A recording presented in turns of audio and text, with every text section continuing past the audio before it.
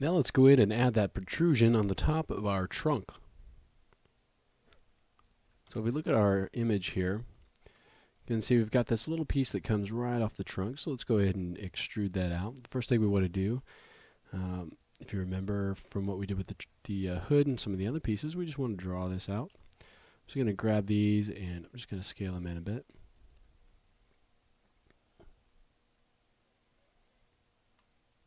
And let's go ahead and we're going to grab all of these. I want this to kind of go right up to butt up against the windshield, or the backlight rather, the back windshield here. So we're going to extrude all the way out here to the end. Okay. So I want this to taper in a little bit. I'm going to go ahead and just scale this in just slightly. And then let's go in and select those faces. And I want to make sure that I don't have the faces in the front selected. And I'll deselect those. And those two guys right up there.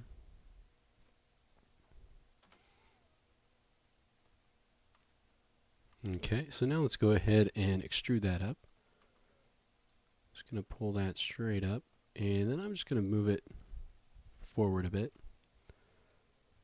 And let's go ahead and scale it in slightly. And I'm going to rotate it down. I don't think we want it to come up quite that far.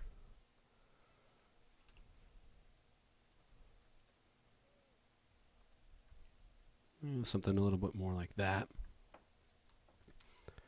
And now we're going to run into the same problem we have with the scoop, except in this case, it's not going to be as much of a problem because of this trunk is fairly straight. So the geometry that we add is not going to be too much of a problem for us.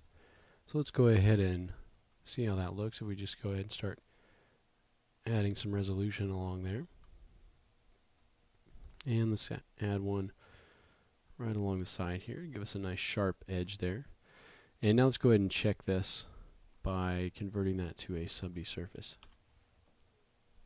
And I'm going to just turn that wireframe off so we can see it a little bit better. You can see we've got nice sharp edges there, and it slopes right down into the trunk. And it didn't really affect the shape of the trunk because it was already pretty well straight. Okay, we didn't have too complex of a curve there, so it wasn't much of a problem for us. Alright, so now we've got that piece. Let's go up here in the next lesson and look at this gap here that we have that we want to fill in with some geometry. So obviously, so we don't have a hole there.